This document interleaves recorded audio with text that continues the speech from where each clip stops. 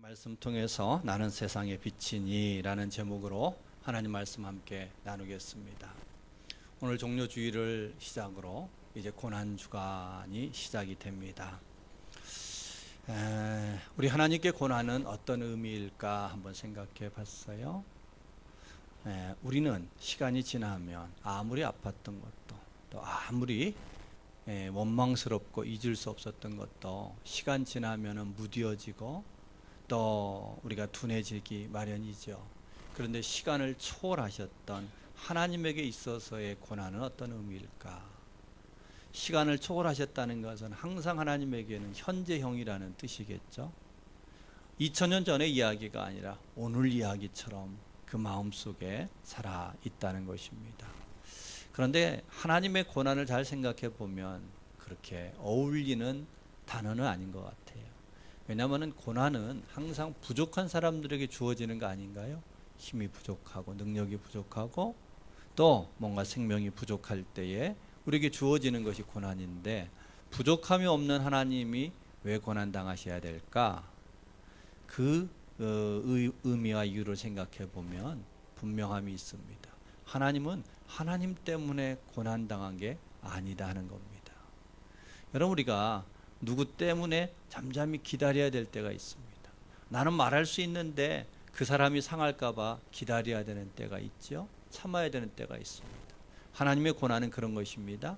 하나님의 고난은 하나님 때문에 당한 게 아니라 우리 때문에 당한 것입니다.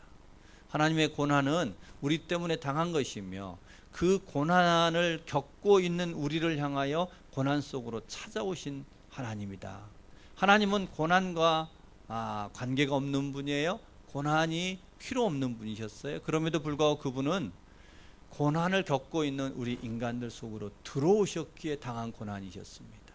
자, 그래서 우리가 하나님에 대한 고난을 생각할 때 기억했으면 하는 것 중에 하나는, 하나님은 고난과 무관하신 분인데 그분이 고난의 길을 찾아가셨던 것은 그분을 위함이 아니라 고난 속에 있는 우리를 건지기 위함이었다. 그러게 우리가 하나님의 고난을 생각할 때에 하나님은 우리를 위하여 고난 속으로 들어오신 분이었다라는 것을 우리가 기억했으면 합니다. 그렇기에 우리에게 주어져 있는 고난의 여건들이 있잖아요. 각각 담당해야 되는 아픔들이 있습니다. 그럴 때에 우리는 저 하늘에 있는 하나님이 아니라 그 고난 가운데 찾아오신 주님을 찾아보고 그 주님을 만나는 은혜가 있기를 바랍니다. 고난 속으로 들어오셨던 주님을 만나는 은혜가 우리에게 있었으면 합니다. 두 번째로는 인간에게 있어서의 고난은 어떤 것일까 생각해 봤어요. 여러분, 우리 모두가 고난 없는 삶을 바랍니다. 고난이 없으면 행복할 것 같아요. 우리 인간이 당하는 고난, 3대 고난의 요소라고 하죠. 그 고난은 부족함이에요. 그 다음에 질병이에요. 죽음이에요. 이 세 가지가 우리 인간에게 가장 큰 고통을 주지요. 내가 뭔가 하고 싶은데 부족해요. 지혜가 부족해요. 물질이 부족해요. 시간이 부족해요. 등등등의 부족이 있습니다. 질병이 있어요. 죽음이 있어요. 그것들이 우리를 힘들게 만듭니다. 자, 그런데 인간에게 있어서 고난은 우리가 보여지는 고난들이 분명히 있어요. 방금 얘기했던 부족함이나 질병이나 또 사망과 같은 보여지는 고난이 있는데, 그 보여지는 고난을 통해서 우리는 보이지 않는 고난을 생각할 수 있는 자가 되면 좋겠다 싶습니다.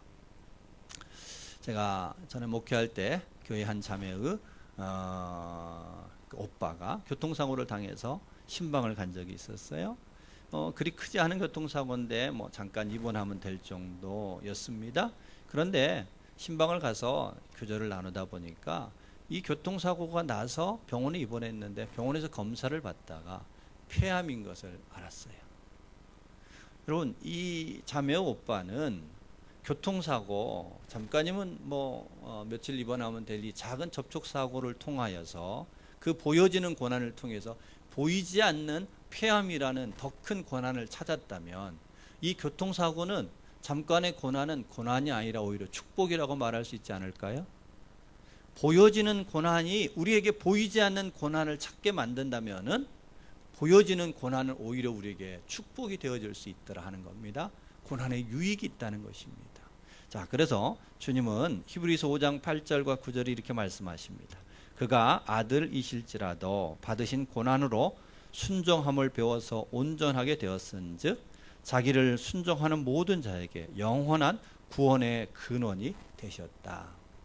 주님은 고난 받았던 이유를 두 가지로 얘기합니다. 고난으로 순종을 배워서 온전하게 되어졌다.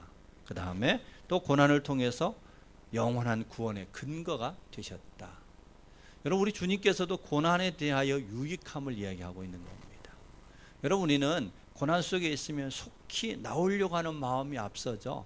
그러나 잘 살피면요, 보여지는 고난을 통해서 보이지 않는 고난을 생각할 수 있다면 이 고난은 더욱더 우리에게 복되게 하는, 유익하게 하는 역사들이 있을 줄로 믿습니다. 여러분, 그러기에 우리 안에서 혹시 어떠한 고난이 있다 해서 그 고난을 피하려고 하기보다 그 고난을 통해서 오히려 우리가 걸어가고 있는 길이 더 확실한 길인지 복된 길인지를 더 깊이 살필 줄 아는 자들이 되면은 우리에게 있는 고난들은 복된 것 아닐까 싶어요. 한여름에 한 교회에서 지방에 있는 교회들을 섬기기 위한, 지역교회를 섬기기 위한, 농촌교회를 섬기기 위한 그 전도 활동을 나갔어요. 지방에 내려가서 함께 장년들, 청년들이 다 함께 사역을 돕다 보니까 교회차, 개인차 이것저것들이 같이 많이 내려가다 보니까 교통사고가 5건이 발생했어요. 교통사고 5건이 발생하니까 여기저기서 이런저런 이야기들이 막 들려오기 시작해요. 우리가 하나님 앞에 물어보지 않았기 때문인 거 아니냐, 내년에는 다시 한번 재고해 봐야 되지 않겠느냐, 이런저런 이야기들이 설왕설래하였습니다. 여러분, 정말 그럴까요? 하나님 앞에 묻지 않아서 또 하나님 원하지 않는 일을 했기 때문에 교통사고가 난 걸까요? 아니에요. 우리의 신앙은 영적인 전투잖아요. 교회를 세워가는 일은 영적인 싸움이에요. 전쟁에는 당연히 이런저런 사고와 고난들이 있을까요? 없을까요? 있습니다. 그러기에 고난이 있다고 해서 고난을 피하려고 하기보다 그 고난을 통해서 우리가 이루려고 하는 진짜의 길이 무엇인지를 다시 한번 되새겨보는 것이 고난을 더욱더 바르게 이해하는 것이 아닐까 싶습니다. 여러분, 우리 성도들의 삶과 우리 교회가 고난이 없는 삶 되어지기를 바랍니다. 그런데 여러분, 고난 때문에 도망가는 자가 되지 않기를 바랍니다. 오히려 우리가 보여지는 고난을 통해서 우리가 잊지 말아야 될 것은 보이지 않는 고난이 있다. 그것을 위하여 주님이 걸어가셨다는 사실을 기억하는 그러한 고난주간 되기를 주의 이름으로 축복합니다. 오늘 우리가 읽었던 본문에 보면 예수님은 나는 세상의 빛이다 얘기하십니다. 그러기에 오늘 말씀을 통해서 예수님께서 세상의 빛이라고 말씀하셨던 그 의미가 무엇이고 또 고난주간을 맞는 우리에게 빛 대신 예수 그리스도의 의미가 예수 그리스도의 고난과 어떤 관계가 있는지를 살펴봄으로 인하여서 우리 모두가 하나님 앞에 더욱더 풍성한 은혜의 자리에 나가는 그런 한 주가 되셨으면 좋겠습니다. 자, 먼저는 우리가 예수님이 나는 세상의 빛이라고 말씀하셨는데 그 빛이 어떤 의미일까 한번 생각했으면 합니다. 먼저는 예수님의 빛은 죄를 멀리하고 생명을 충만하게 하는 빛이다. 곧 예수님의 빛은 예수님의 말씀처럼 생명의 빛이다, 이런 얘기입니다. 여러분, 모든 사람들의 삶에 보면은 또 그 사람의 행동, 상황, 반응을 보면은 다 나름대로 이유가 있기 마련이죠. 이유 없는 무덤 없다, 옛날 어르신들 그랬잖아요. 다 이유가 있습니다. 여러분, 오늘 우리가 계속해서 이어지는 이야기는 지난주에 음행하다가 현장에 잡혔던 여인에 대한 이야기입니다. 여러분, 이 여인이 음행을 했어요. 그가 행하는 죄는 반드시 책망받아야 마땅합니다. 죄는 합리화될 수 없습니다. 그런데 좀만 더 그 여인을 이해하도록 그 여인의 입장으로 들어가 보면은요, 우리가 죄 지은 여인이라고 함부로 그 여인을 향하여 돌을 드는 일은 쉽지 않습니다. 여러분, 이 여인이 그러한 음행을 범하고 창녀의 삶을 살고 싶어서 그랬을까요? 아닐 거예요. 이유가 있을 거예요. 때로는 그 가정이 깨어졌거나 그 부모님들이 제 역할들을 못해 주셨거나 혹은 결혼을 하였으나 폭행하는 남자를 만났거나 온전하지 못한 남편으로 인하여서 생겼을 수도 있습니다. 요즘 미투 운동처럼 누군가로부터 성폭력을 당하여 결국 이와 같은 인생길에 들어가게 됐을 수도 있습니다. 여러분, 그 여인을 이해해 보면은요, 그 여인은 결코 사람들로부터 돌에 맞아야 되는 것이 된다라는 그 결론이 쉽지 않더라는 겁니다. 이유가 있어요. 죄는 마땅히 책망받아야 되지만 그 여인의 상황을 보면은 이해할 수 있더라, 이런 얘기입니다. 자, 그런데 그것까지는 이해해요. 그래서 예수님께서 우리 지난주에 나누었던 것처럼 그의 허물을 가리워 주셨잖아요. 그에 대한 기대함이 있었어요. 그런데 이해하지 못한 한 말씀이 있었는데, 그게 뭐냐면은 지난주에 봤던 말씀 중에 다시는 죄를 범하지 말아라. 여러분, 우리도 죄 안 범하고 살 수 있어요, 없어요? 이 말에 너무 은혜 받으시면 안 돼요. 우리도 다 죄 범할 수는 있죠. 그런데 특별히 이 음행한 여인, 이해는 되지만 이런저런 조건과 구조적인 문제 속에서 또다시 범죄할 수밖에 없을 것 같은 이 여인에게 다시는 범죄하지 말라는 말이 가능할까 하는 겁니다. 여러분, 배고픈 사람한테 남의 물건 훔치면 안 돼, 아무리 가르쳐도 배고픈 사람은 훔칠 수밖에 없지 않을까요? 배고픈 사람이 훔치지 않게 만들려면 구조적으로 그 사람이 배고픔을 달랠 수 있는 길을 열어주어야 그가 죄로부터 멀어질 수 있지 않겠어요? 자, 예수님께서 이 여인에게 다시 범죄하지 말라라고 말씀하시는 것은 단순히 윤리적인 교훈이 아니라 그가 다시는 범죄하지 않을 수 있는 길을 주님이 함께 열어주고 계십니다. 그 길이 오늘 우리가 읽었던 본문의 12절 말씀인데요, 다시 한번 같이 읽겠습니다. 12절 함께 읽습니다. 예수께서 또 말씀하여 이르시되 나는 세상의 빛이니 나를 따르는 자는 어둠에 다니지 아니하고 생명의 빛을 얻으리라. 아멘.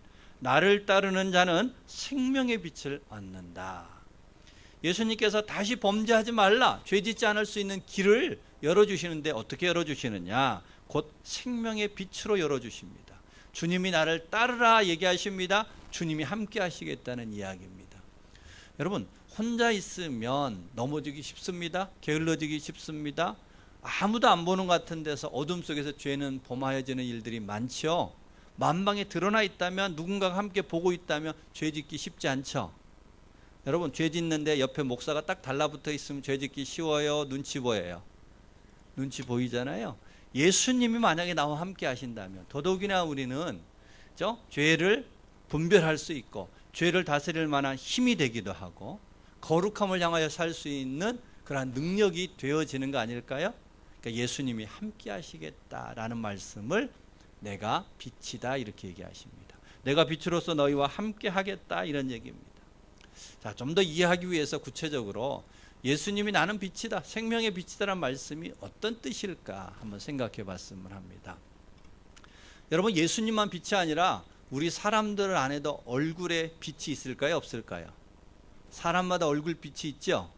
어떤 사람의 얼굴 빛은 사랑의 빛일 수도 있고 격려의 빛일 수도 있고 위로의 빛이 되어질 수도 있습니다. 평안을 주는 빛일 수도 있습니다. 그런데 어떤 사람의 얼굴 빛은 사람을 판단하는 빛, 정죄하는 빛, 무시하는 빛, 그죠? 그 사람에 대하여 어떤 빛을 누군가는 다 바라고 있기 마련입니다. 결국 예수님도 내가 빛이다 얘기하시는 것은, 생명의 빛이라는 것은 예수님의 얼굴을 대면할 때 그 얼굴로부터 우리에게 전달되는 빛이 있더라 이런 얘기입니다. 자, 그래서 성경은 굉장히 많은 곳에서 하나님의 얼굴을 찾으라 이런 말씀이 있어요. 따라서 한번 해봅시다. 하나님의 얼굴을 찾으라.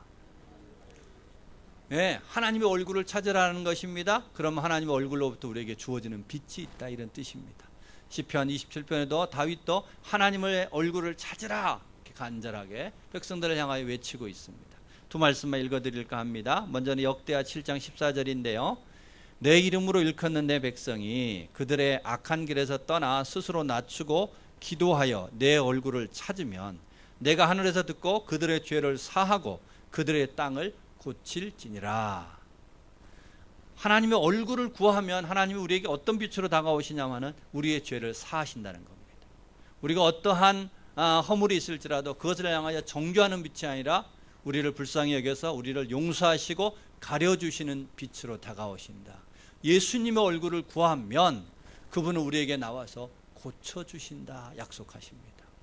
자, 그런데 중요한 것은 누가 그 얼굴을 찾느냐 하는 겁니다.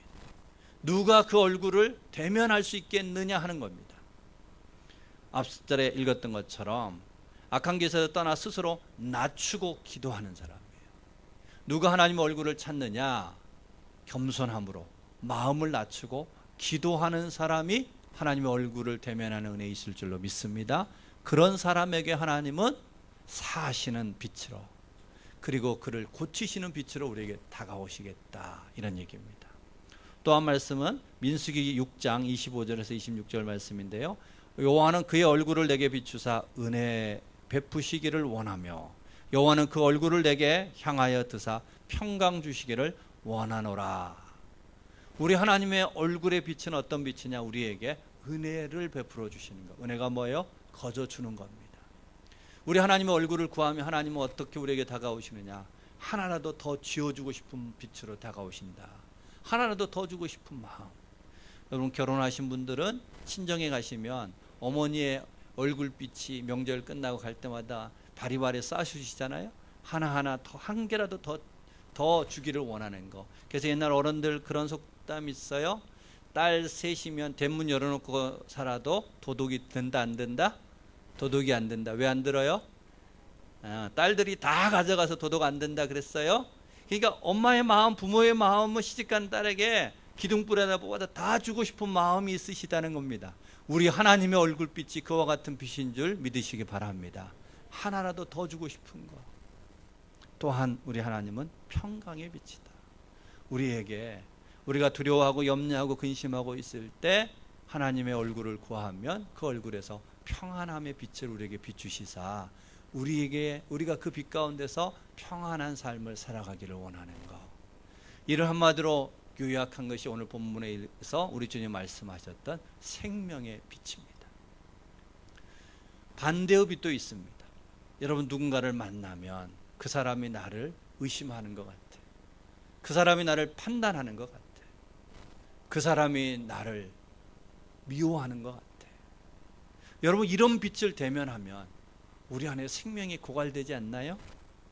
누구로부터 의심받고 누구로부터 증오의 대상이 되고 미움의 대상이 되어질 때 우리는 그로부터 사망의 빛을 접하게 됩니다. 그런데 오늘 우리 주님의 빛은 어떤 빛이라고요? 생명의 빛. 오늘 두 개의 말씀을 통해서 우리 주님의 빛은 사함의 빛이라겠습니다. 우리를 고쳐주시는 빛이라겠어요. 사람들은 전부 다 지적하지만 우리 주님의 빛에서는 우리의 사정을 이해하는 거예요.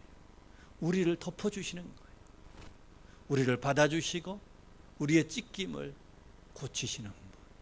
하나라도 더 주고 싶은 은혜의 빛. 두려워하지 마라, 염려하지 마라, 내가 너와 함께 할 거야. 그 평강의 빛이 우리 하나님으로부터 주어지는 은혜가 있음을 기억하시기 바랍니다. 우리 주님의 얼굴빛은 그와 같은 생명의 빛이다. 저는 개인적으로 기도하는 자리를 좋아합니다. 제가 영감이 있고 막 주님을 사랑해서 좋아하기보다는 주님에게서 멀어질 때 제게 주어지는 마음들을 제가 알아요. 여러분, 난로 가까이 가면 온기가 있죠? 난로에서 멀어지면 어떻게 돼요? 추워요. 내가 주님의 얼굴을 구하지 않으면, 주 앞에 가지 않으며 목사인데도 불구하고 마음에 불안이 생겨요. 목사이지만 제 마음 안에 사람들로부터 인정받고 싶고 사람들로부터 칭찬받고 싶고 높아지고 싶은 마음이 제 안에 부어져요. 아니, 누가 뭐라고 하지 않아도 저절로 내 안에서 일어나요. 그런데 주님의 얼굴빛을 구하며 기도의 자리에 나아가며 제 마음이 오늘의 상황에 대하여 자족하는 마음이 생겨요. 제 성품이 좋아서가 아니라 주님에게 가까이 나아가며 그 빛을 내가 쬐고 있으면 제 안에 자족하는 마음이 생겨요. 감사의 마음이 생겨요. 주님으로부터 멀어져 있을 때는 원망의 마음이 드는데 주님 앞에 가까이 나아가며 주님, 내가 잘못했네요. 제가 왜 그랬을까요? 회개하는 마음이 듭니다. 저를 목사답게 만드는 것은 시간이 지났다고 뭔가를 많이 알았다고가 아니라 기도의 자리에서 주님의 얼굴빛을 뵈며 그 빛 아래 들어가며 그러면 목사 같아지는 은혜가 있음을 알기에 제가 기도의 자리를 좋아해요. 여러분, 우리 모두 정도의 차이는 있겠지만 주님의 빛으로 멀어지면 난로 가운데서 멀어진 사람의 마음이 차가운 것처럼 주님의 빛에서 멀어질 때 우리는 다 사망의 빛 가운데 들어가게 되는 것입니다. 반대로 우리가 주님 앞에 가까이 나아가며 그의 빛이 우리에게 쪼이기 시작하면 그 얼굴을 대면하고 있노라면 우리 안에 생명의 빛이 충만케 되는 은혜가 있음을 기억하시기 바랍니다. 여러분, 우리가 어떻게 해야 또한 생명의 빛을 바라며 살 수 있을까요? 여러분, 우리는 다 누군가와 대면하고 살지 않아요? 가까이는 부부가 대면하고, 부모 자식이 대면하고, 이웃과 대면하고, 직장 가도 대면하고, 교회에서도 대면하지 않아요? 우리의 대면 속에 어떤 빛이 발하여지고 있을까요? 네, 한번 우리가 돌아보기 원합니다. 우리의 얼굴빛은 그 사람의 인품, 그 사람의 됨됨이, 작은 영향이 있습니다. 그러나 그 얼굴빛은 결국 주님의 빛이 그 안에 쪼여지고 있는지를 가늠하는 기준이 됩니다.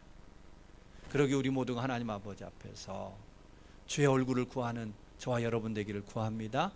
주님 앞에 나가면 그분의 빛이, 얼굴빛이 우리를 생명으로 환하게 밝혀주시는 은혜의 있음을 기억하고 이 한 주도 하나님 생명의 빛 가운데 거하게 하여 주옵소서 간구할 수 있기를 소망합니다.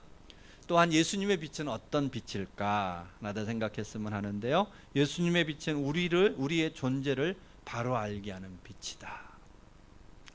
자동차가 굴러가려면 반드시 바퀴가 있어야 되고요. 바퀴는 타이어를 껴야 되잖아요. 여러분, 타이어 중에는 굉장히 고급스러운 타이어가 있어요.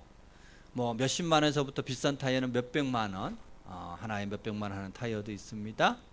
여러분, 그런데 타이어가 아무리 고급스러워도 타이어만 갖고는 차가 굴러갈 수가 없어요. 그 안에 반드시 공기를 넣어야 되죠. 여러분, 타이어 값이 몇백만 원이어도요, 공기는 값으로 치면은 거의 무료죠. 여러분, 카센터 가면 바람 넣는데 돈 받아요? 안 받아요? 안 받아요? 공기 넣어주는 데는 돈 안 받습니다. 타이어는 몇백인데 값을 매길 수 없는, 거저주는 공기가 없으면 몇백만 원짜리 타이어도 제 기능을 못하죠. 몇백만 원짜리 타이어도 반드시 공짜 공기가 들어가줘야 돼요. 우리의 인생도 이것과 꼭 닮음이 있습니다. 우리가 겉으로 비춰지는 것은 화려할지라도요, 스펙을 가지고 있을지라도, 능력이 많아도요, 그 안에 어떤 존재감을 갖고 있느냐가 실은 그 사람을 바르게 살아가게 만드는 힘이거든요. 타이어 안에 공기가 있어야 되는 것처럼 우리가 존재감을 무시하고 살아가기 쉬운데 그 존재감이 우리의 삶을 지탱하는 힘이고 능력이 되어주더라 하는 겁니다. 자, 예수님이 나는 세상의 빛이다 얘기했더니 바리새인들이 예수님의 말에 반박을 합니다. 당신이 빛이라고 얘기하는데 그것을 누가 증거해 주느냐 이렇게 얘기를 해요.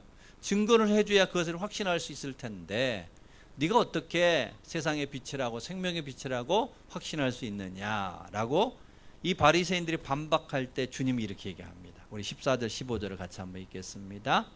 예수께서 대답하여 이르시되 내가 나를 위하여 증언하여도 내 증언이 참되니 나는 내가 어디서 오며 어디로 가는 것을 알거니와 너희는 내가 어디에서 오며 어디로 가는 것을 알지 못하느니라. 너희는 육체를 따라 판단하고 나는 아무도 판단하지 아니하노라. 두 말씀 기억했으면 합니다. 내가 어디서 오며 어디로 가는 것을 안다. 아무도 판단하지 않는다. 여러분, 우리는 이 바리새인들이 당신의 말이 옳다면 증인이 있어야 되지 않겠느냐, 증인의 숫자가 중요하다고 생각하는데 예수님은 증인의 숫자보다 더 중요한 것은 그것이 누구 말이냐가 더 중요하다, 이런 뜻입니다. 여러분, 우리가 재판에서도요, 범죄자가 있어요. 그 범죄자 가족이 증인을 쓰는 것은 유효합니까? 무효합니까? 무효하죠. 범죄자 가족들은 신뢰할 수 없다 이 말이에요. 그런데 객관적인 사람이, 범죄자 가족이 아무리 많아도 객관적인 사람의 증인이 있으면 그 증인은 증거가 되죠. 곧 숫자보다 더 중요한 것은 누구의 말이냐가 더 확실하다, 이런 얘기입니다. 그러시면서 주님은 뭐라고 얘기하냐면 내가 어디로 가고 어디로 가는 것을 나는 안다. 곧 주님이 어떤 분이신지를 안다, 이렇게 얘기하는 것입니다. 자, 이 얘기가 주님의 빛과 어떤 관계가 있느냐 하는 것인데요. 곧 주님의 빛 앞에 나가면 우리 자신이 어떤 존재인지를 알게 된다, 이런 얘기입니다. 여러분, 세상의 가시광선, 우리가 눈으로 보는 이 빛이 아무리 밝아도요, 겉은 볼 수 있으나 우리의 뼈는 볼 수 없죠. 뼈를 보기 위해서는 엑스레이를 찍어야 돼요. X선이 있어야만 우리의 이 속에 보이는 뼈를 볼 수 있어요. 우리 존재를 보게 만드는 것은 예수님의 빛 속에서 가능하다는 겁니다. 세상의 빛은 우리의 드러나는 것을 판단하는데 주님의 빛은 우리의 속을 보기 때문에 주님의 빛 가운데서 그 빛으로 보실 때 주님은 우리를 판단한다, 안 한다? 판단하지 않는다는 겁니다. 우리가 겉으로 보여지기에는 별 볼 일 없는 사람일 수 있습니다. 무가치해 보일 수 있습니다. 그런데 주님의 빛으로 비추어 볼 때는 우리 모두가 다 하나님의 형상이요, 하나님 앞에 존귀한 자인 것을 알기에 그 누구도 판단할 수 없는 자다는 사실을 우리 주님이 우리에게 말씀해 주시는 것입니다. 주님의 빛 가운데 나아가며 우리 모두는 다 존귀한 자가 되어짐을 잊지 마시기 바랍니다. 제가 한 집사님이 계셨어요. 근데 그 집사님은 아버지에게도 남편에게도 단 한 번도 칭찬을 들어본 적이 없으시대요. 단 한 번도 위로의 말을 들어본 적이 없다는 거예요. 제가 보기에는 굉장히 예쁘셔요. 그리고 교회에서 굉장히 충성스럽게 일하시는 기둥 집사님이셨어요. 그런데 이 집사님에게 한 외간 남자가 다가와서 이 집사님에게 늘 볼 때마다 예쁘시다, 곱다, 당신을 보고 있으면 행복해진다, 이런 얘기를 해줬어요. 이 집사님이 속수무책으로 무너졌습니다. 왜 그랬을까요? 왜 속수무책으로 무너졌을까요? 그 남자가 자기를 이용해 먹기 위한 악한 마음으로 접근한 걸 알아요. 하나님 앞에 범죄라는 것을 알아요. 그럼에도 불구하고 자기가 어떻게 할 수 없는 속수무책으로 무너지더라는 겁니다. 왜 그랬을까요? 그 말 앞에서 자기의 존재를 찾은 겁니다. 우리는 우리의 존재감을 찾고자 하는 강한 열망이 있는데 거짓의 빛 앞에서 자기를 찾으면 그 빛은 우리를 무너지게 만들어요. 반대로 진리의 빛 앞에서 자신을 찾으며 그 사람은 살아나는 역사가 있을 줄로 믿습니다. 복된 은혜의 길이 그에게 주어지고 그 삶을 바르게 살아갈 만한 능력들이 그에게 더하여지는 은혜가 있더라 하는 것입니다. 여러분, 오늘 우리가 읽었던 본문은 예수님께서 성전에서 가르쳤다고 했습니다. 성전에서 가르치는 일은 오늘 본문 말고도 여러 군데에서 언급합니다. 그런데 오늘 본문에서만 유독 특별하게 언급하는 한 말씀이 있습니다. 20절 말씀 한번 볼까요? 우리가 읽었던 제일 마지막 절인데, 이 말씀은 성전에서 가르치실 때에 어디 앞에서? 헌금함 앞에서. 여러분, 성경은 단 한 단어도 무의미하게 기록한 단어가 없습니다. 이유가 있어요. 뜻이 있습니다. 왜 예수님이 이 가르침만큼은 헌금함 앞에서 가르쳤다라고 말씀하고 계실까요? 오늘 우리가 예수님과 지금 논쟁을 하고 있는 대상은 바리새인이다 그랬어요. 여러분, 바리새인이 어떤 사람인가? 바리새인들은 자기 자신들을 누구보다 구제를 많이 하는 사람으로 자랑하고 있습니다. 바리새인들은 누구보다 헌금을 많이 하는 사람들이라고 자랑하고 있습니다. 그러니까 바리새인들은 스스로를, 자기를 인식할 때 자기를 어떤 존재로 이해하고 있냐면은 우리는 구제를 많이 하는 사람, 우리는 헌금을 많이 하는 사람이라는 겁니다. 여러분, 구제가 귀합니까, 안 귀합니까? 굉장히 귀합니다. 여러분, 헌금이 귀해요, 안 귀해요? 너무너무 귀합니다. 헌금을 드리는 게 쉬운 일이 아닙니다. 그런데 오늘 주님은 이 말씀에 대해서만큼 왜 헌금 앞에서 얘기하고 있느냐? 바로 바리새인들의 거짓된 존재감을 지적하는 겁니다. 구제는 귀한 거예요. 헌금은 귀한 겁니다. 바리새인들은요, 조미료의 11조까지 드렸던 사람들이에요. 헌금에 있어서 우리는 완벽하다라고 자기 스스로를 행위에서 존재감을 찾았던 대표적인 사람들이 바리새인입니다. 그런데 오늘 주님은 우리에게 뭐라고 얘기하시느냐? 우리의 진정한 존재감은 하나님의 그 사랑의 빛 아래에서 발견하는 거다. 하나님의 사랑의 빛 아래에서 자신의 존재감을 찾으라는 것입니다. 우리는 하나님 앞에 바른 삶을 살아야 되고 헌신하는 삶을 사는 건 맞아요. 그런데 우리의 행위에다가 우리의 존재감의 뿌리를 두지 말라, 이런 얘기입니다. 예수님의 빛이 우리에게 비춰줄 때 우리는 다 그분 앞에서 존귀한 자가 되어짐을 잊지 마시기 바랍니다. 여러분, 우리가 존귀한 자가 되어졌음을 어디에서 확인할 수 있느냐? 그것은 또 다른 누군가를 대하는 모습에서 확인할 수 있습니다. 요즘 감정 노동자들이 많아지는 서비스 시대가 더 크게 열리다 보니까 감정 노동자들이 많아졌다, 그런 얘기하죠. 그런데 여러분, 식당에서 서빙을 해주시는 분들, 또 운전을 하다 보면 톨게이트에서 또 톨비를 받으시는 분들, 또 청소하시는 분들 등등 우리 주변에 스쳐 지나가는 서비스에 종사하시는 많은 분들이 있잖아요. 저와 여러분 어떻게 대하시고 있을까요?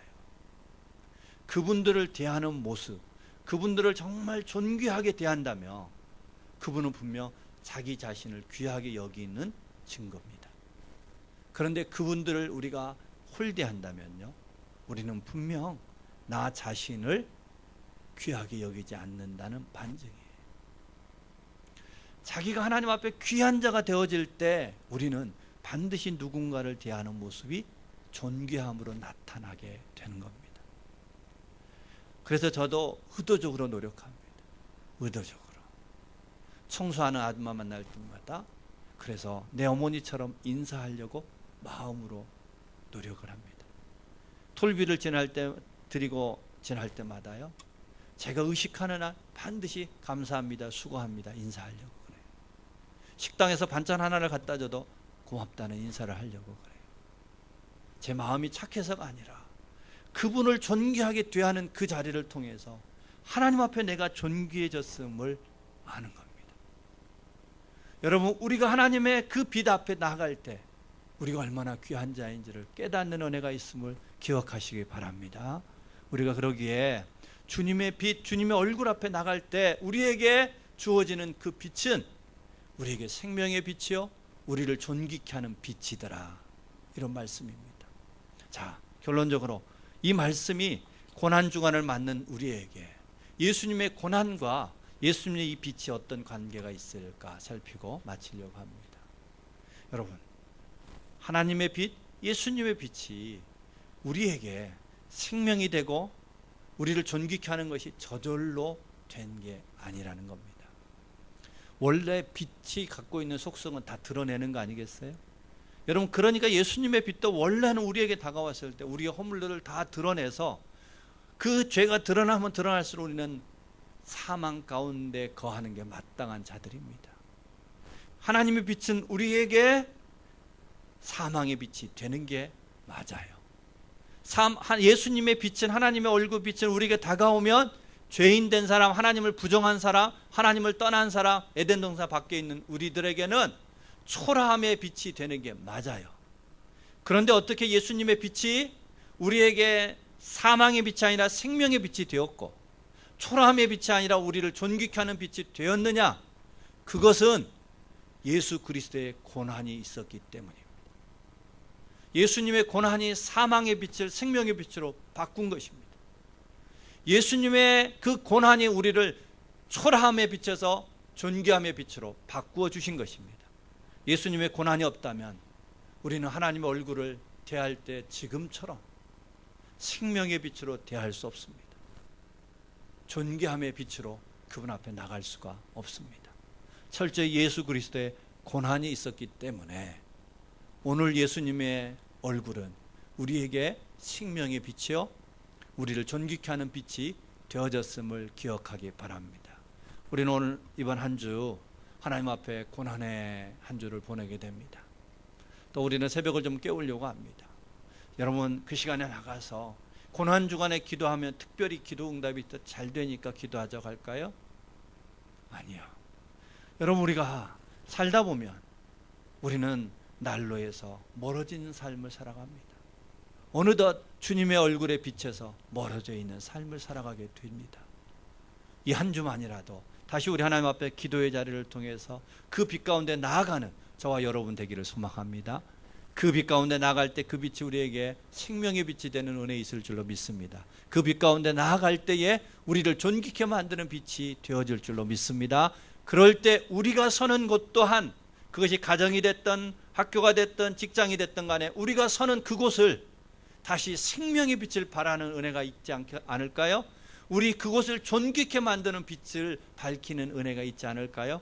그래서 이번 한 주 하나님 앞에 우리가 전심으로 나아가서 주님의 얼굴에 빛 앞에 우리 자신이 세워지기를 바랍니다.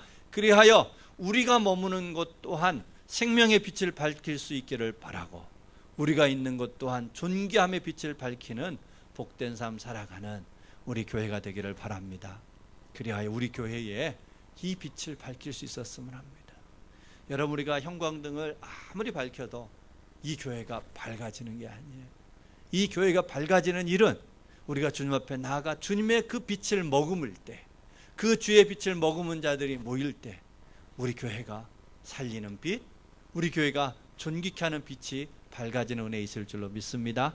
그런 삶 살아가기를 주님의 이름으로 축복합니다. 우리 같이 한번 기도합시다. 기도할 때